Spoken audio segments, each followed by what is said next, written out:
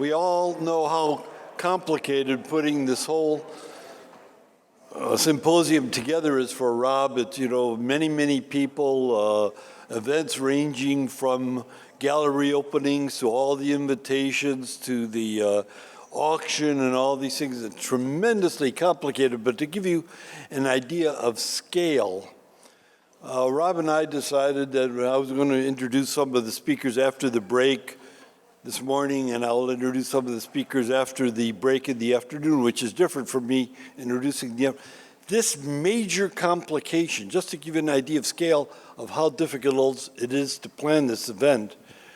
That difficulty and scale of me coming in and doing a couple of speakers now took 6 email messages, 3 text messages, an hour discussion, notes by Rob that he has on his thing to say, Gene does it here, Rob does it here. Just so you know, if we put it in the scale, this whole event took probably, if you use that as a metric, probably took 20 years to put together. But Rob has done a wonderful job, Rob and the team, so pleased to welcome everybody, and it's a wonderful event. And I'm particularly pleased to introduce the next speaker as a person I met many years ago, but just to put that into context, when he will talk about things that have the term origins of when things started and how things came about. My son and I were chased by an elephant in Tsavo National Park, mainly because of this ring.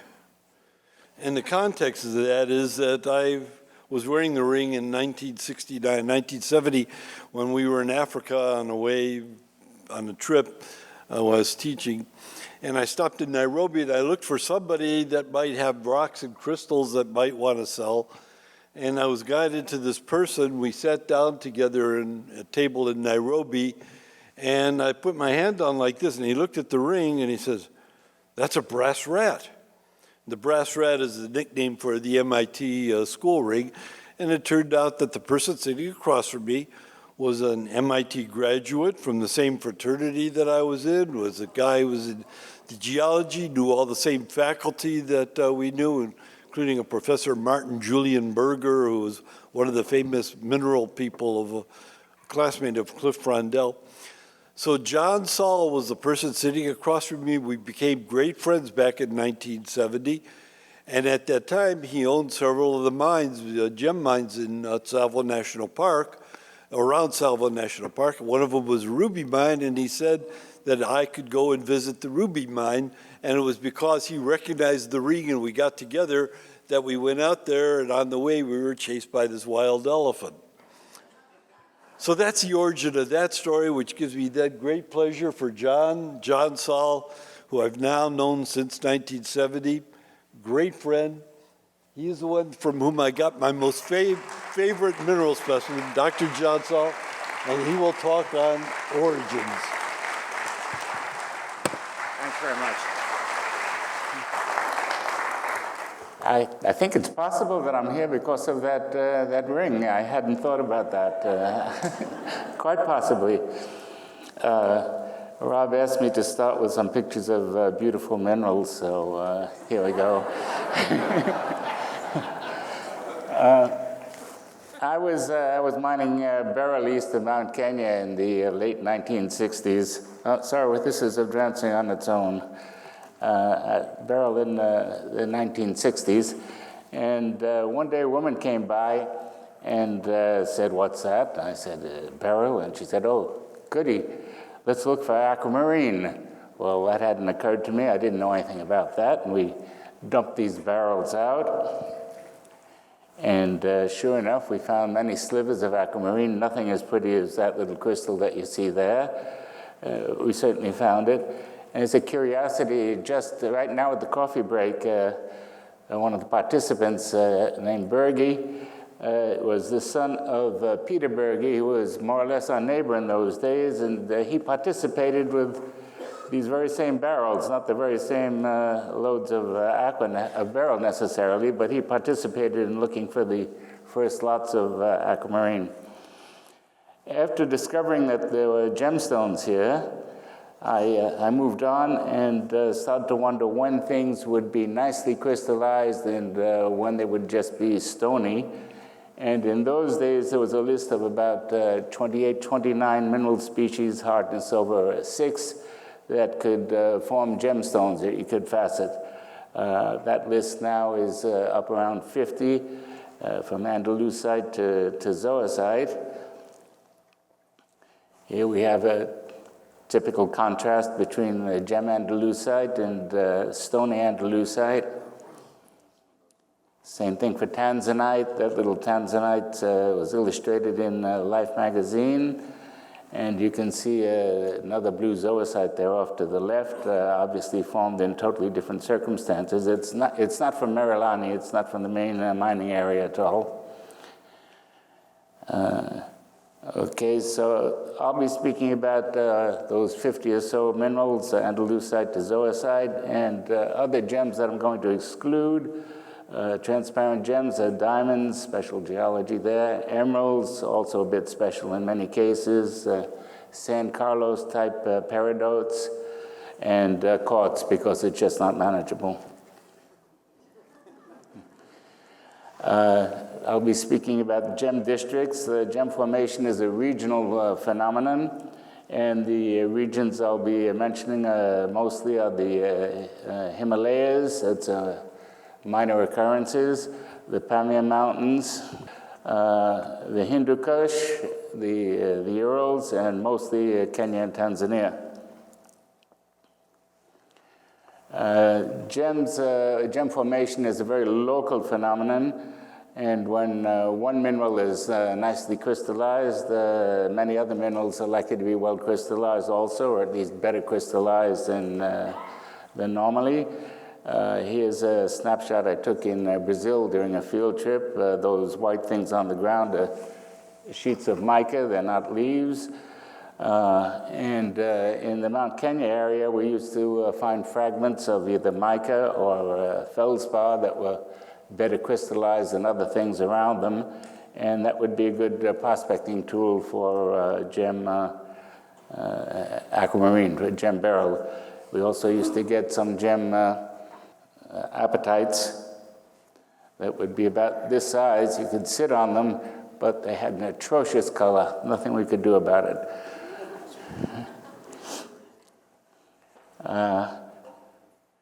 When one mineral is well crystallized, others may be also. Here we have Tanzanite with Prehnite in one picture, Tanzanite with nicely crystallized pyrite in another. Another characteristic, very often the best gems come out first, from the very tops of the deposits, the primary deposits. Paul de Sortels, who had been in charge of the minerals at the Smithsonian, used to call that de Sortels law. The best come out first. I thought I'd discovered that on my own, and then Paul told me no other people knew it ahead of us. And indeed, there was somebody before us.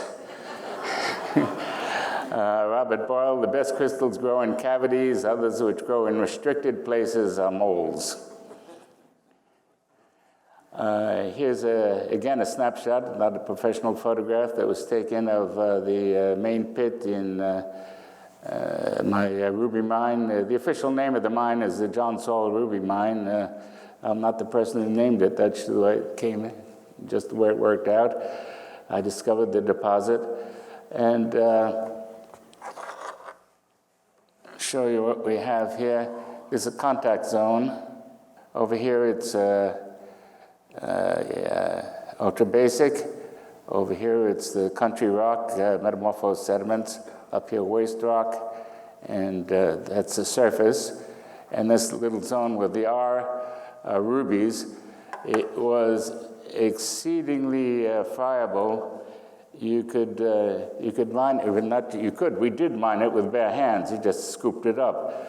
And I mentioned that to Campbell Bridges, who was mining nearby with the Tsavorites, and he said he used more advanced technology, needed a teaspoon or a tablespoon to mine his.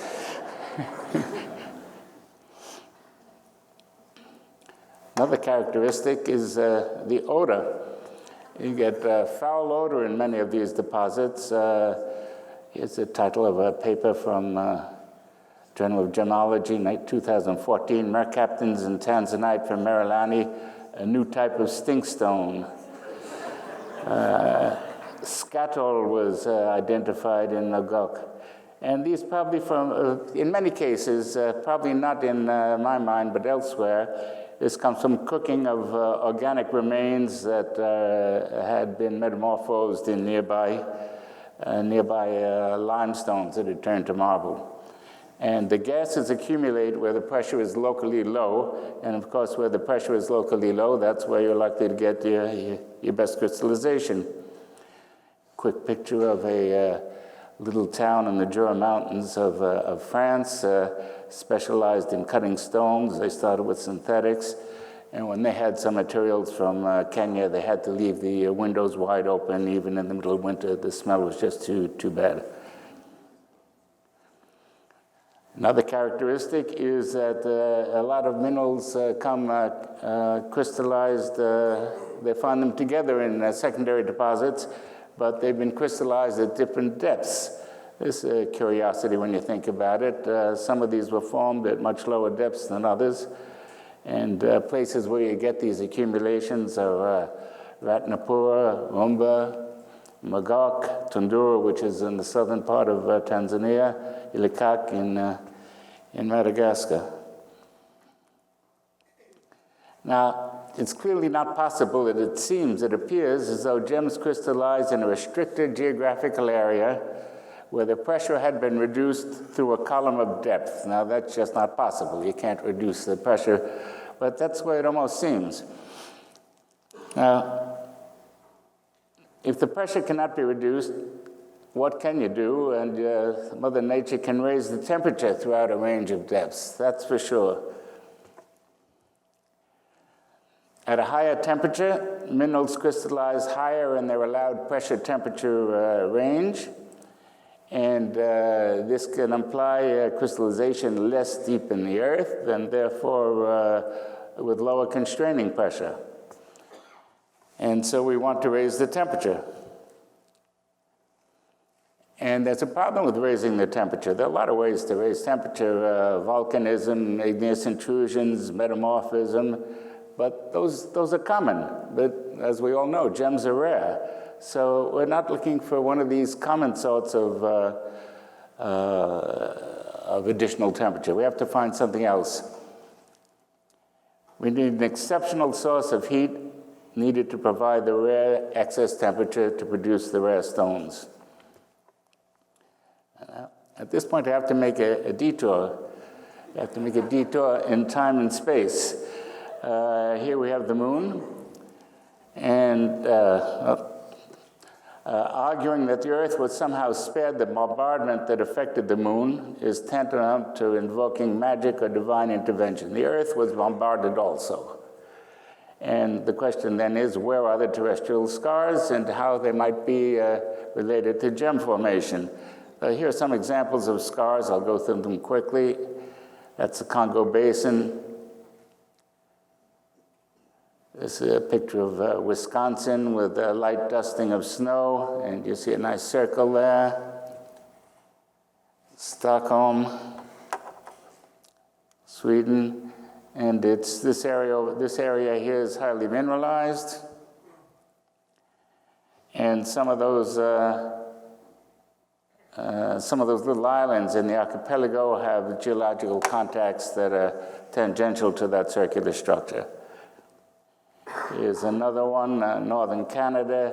We have two circular areas. The one on the right over here has kimberlites and diamonds in them, and also the Acasta gneiss, which is the oldest rock known.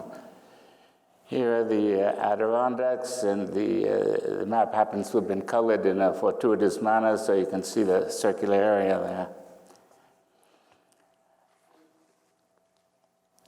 I showed you those examples because they're relatively easy to see, but not a single one of them is associated with gem occurrences as a general rule. Well, you get the odd gem in the Adirondacks, of course, but something else again. But other circular scars are indeed associated with gem occurrences. Most of those scars are difficult to see. They're not easy to make out at all. And they occur inland or former coastlands where there had been a continent-to-continent collision. And the most famous of such localities would be here where India, Peninsula India, drifts up north and meets continental Asia. And let's see where the arrow is there.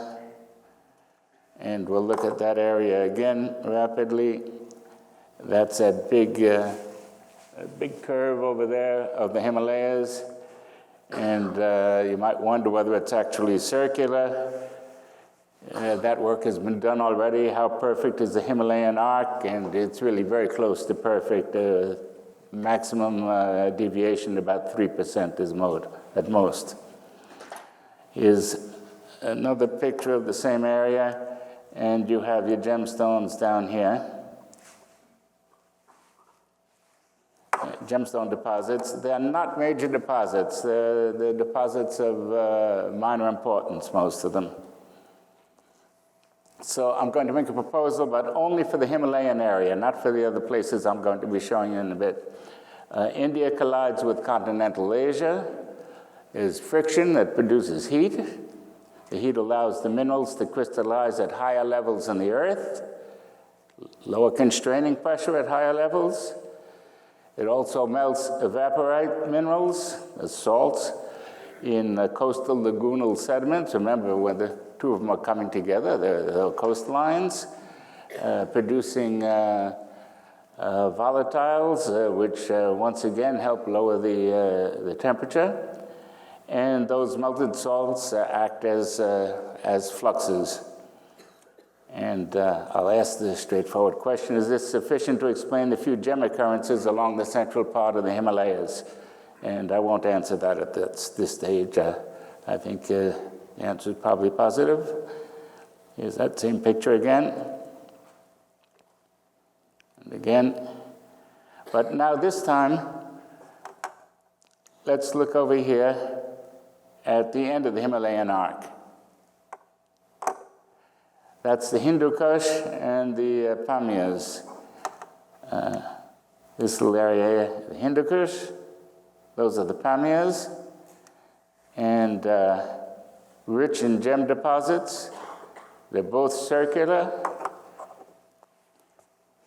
And the important thing to note again is that there are very few gem deposits off in that area at all.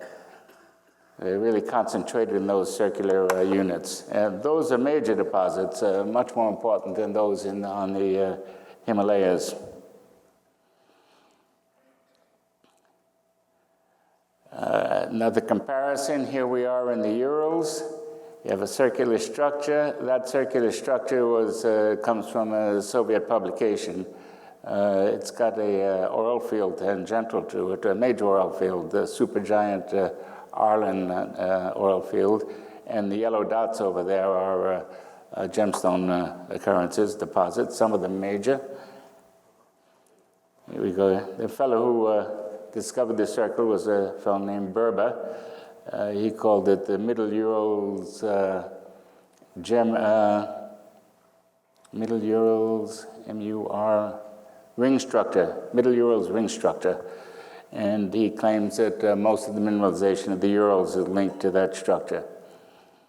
Berber is a professor at one of the main institutes in Moscow. So I'm going to propose that for major gem districts, in contrast to the Himalayas, the heat comes from an additional dose of friction again, because this 3D plug is resistant. And the two continents are coming together, and they're being resisted, and that ups the friction once again, and the temperature goes up again, and you get more fluxing effects because you're at the edges once again. Quick summary: continent-to-continent collision, frictional heat. Friction where blocked by a circular plug, still more heat. Excess heat, crystallization at higher temperature, higher temperature, less deep, lower pressure, and so on. And that this occurs through a great range of depths. It's not just at one particular level, and it can explain how you could have gems formed very close to each other, but at different depths in the earth. Here's a very rough model. Incoming plate or incoming continent. The other continent would be back down here somewhere. This is your circular structure. It comes in, it causes fractures, and fluids, including heat, are coming up there. I'm going to switch to East Africa now. There's a map of Kenya, Uganda, Tanzania also there, all of them together. I'm going to switch to the border area of the Kenya and it's switching by itself, and Tanzania. The first deposit to be found would be that Umba area that I've circled, Umba and Kalalani. And that's the sort of thing that they found, pastel-colored sapphires and garnets of various sorts. This is unusual, the two of them on a single specimen. Neither one is quite gem, but the deposit does produce gem sapphires and gem garnets. Then we have Merelani, circled there, one of the next finds, found by Manuel de Souza, who was killed in an automobile accident too early to insist that he was the discoverer. Other people are making other claims, but he was the person who found the deposit. Same specimen again. Here's a spread of Life magazine. There I am with a nice blue shirt. And then there's my ruby mine up here. Two periods of crystallization. Some very nice gems and some pink around them. Shortly thereafter, very close to my mine, there was a Penny Lane deposit that was found. Person who found it, Evanson Mungai, was an office worker. He classified papers, normal office work, and he heard about the mining. He wanted to go out in the bush and have a look, see what was going. And he was given a prospecting lesson, and he discovered a major deposit in his first hour of work. I don't think that's ever going to happen again.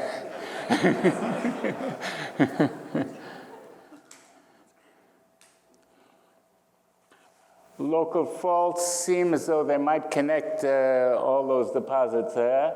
Those things, all those mines seem to line up pretty nicely. But subsequently, I put them in a different color, although many of them are also red corundum.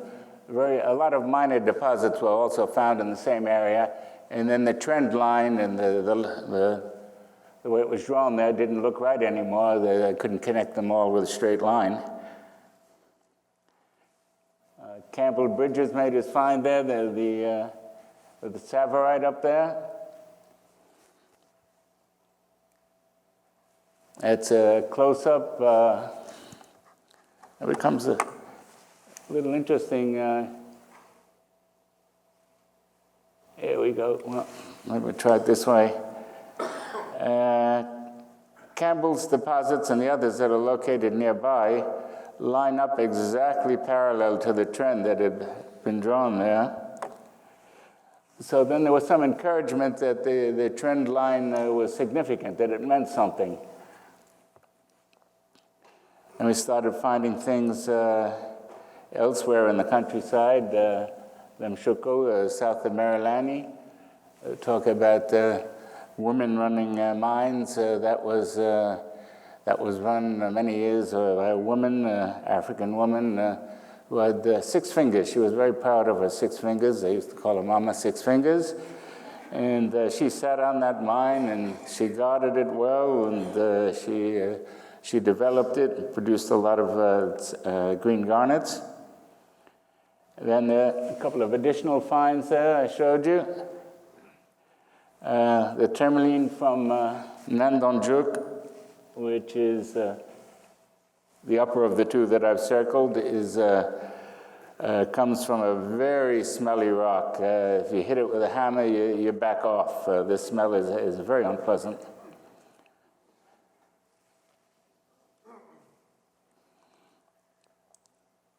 Then we picked up an additional fault, which was simply on a geological map of Tanzania, and it was again parallel. So now we have three structures that were parallel and more or less mineralized, or even exactly mineralized. Show you some of the features of Tanzania, if I can. Up on top there's the Yatta Plateau, and I've drawn a little green circle around a particular point on it. And then Mount Kilimanjaro, that's Mawenzi Peak. And I'll go back to the Yatta Plateau that you can see on the upper right there. That's a lava flow coming off a major volcanic center, and it comes right down across the countryside. And I'll turn back for a moment. You can see it's not a straightforward thing. There's a little kink in it there. And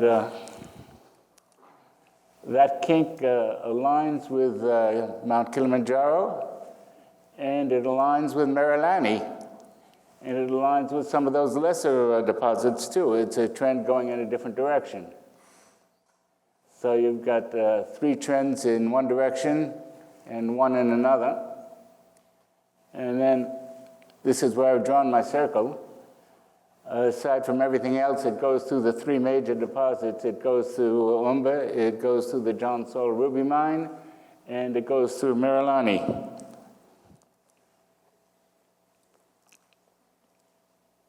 And look at the V-tsavorite up there, Campbell Bridges thing, the short trend. Here's a close-up. You can see it really is straight. There's no question of cheating on the alignment and fiddling it to match some preconceived idea.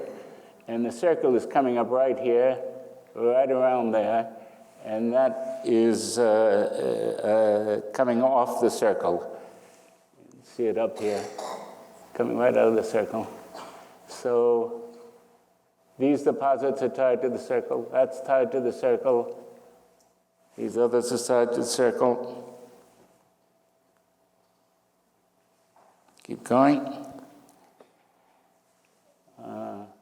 Some extra things that you might be interested in. Mount Meru, that's a lovely mountain. It's above the city of Arusha. And then I'm going to show you the localities. I'll show you two localities of the ruby and zoisite. There are 19 localities that were known when I had a look at the survey records in Tanzania. And of those 19 localities, only 2 produced any facet-grade stones at all. There's Longido, which was discovered, probably discovered during a battle in World War I. World War I was also fought in East Africa. And Losogonoi, which produced some lovely stones. It was only open for a short time. One Sunday, the mine just collapsed completely, and nobody was inside. They had Sunday off, and they never opened the mine again. Now, if you take Losogonoi, Longido, there are 2 of a kind there, the only ones that are producing gems of that sort, and Mount Meru, which is a major mountain. 3 of them align too, so you have 1, 2, 3, 4 alignments going the same way, one going a different direction.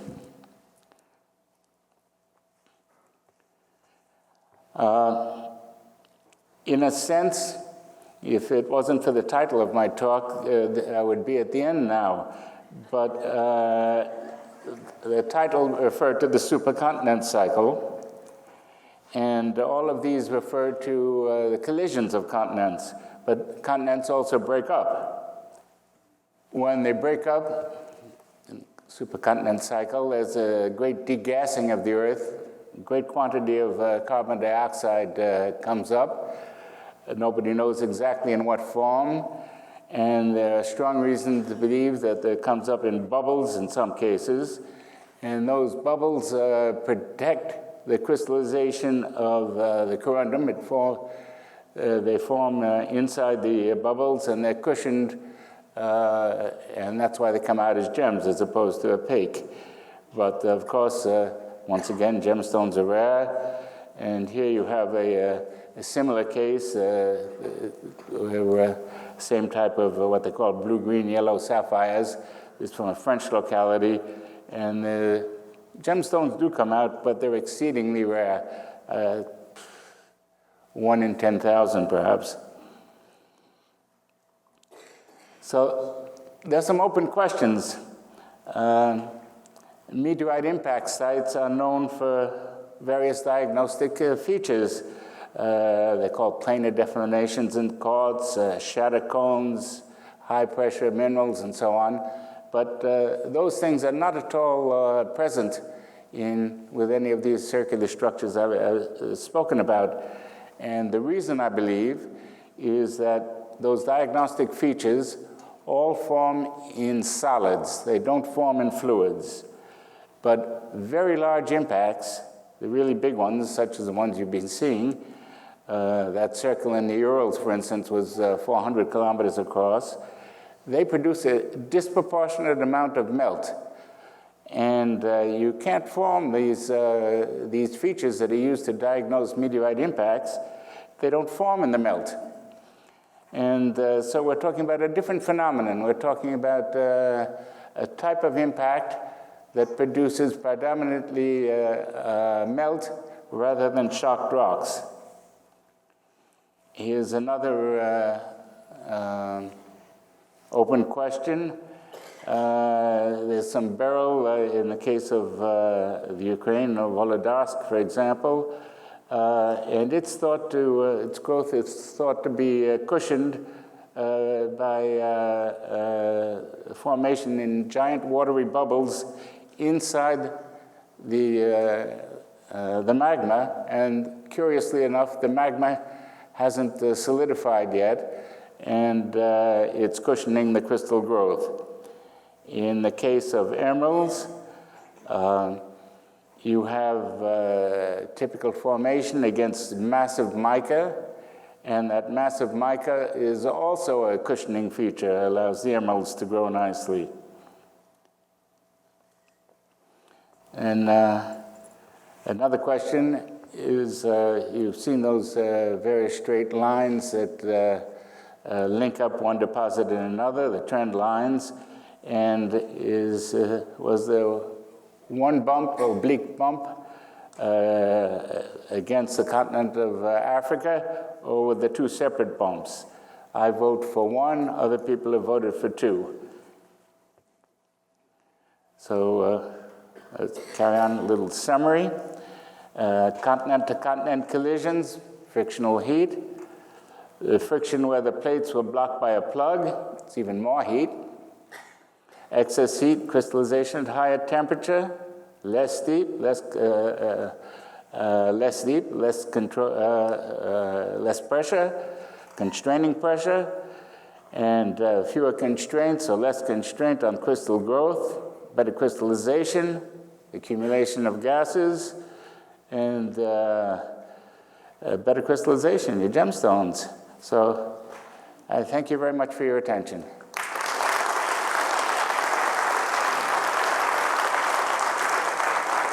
Good.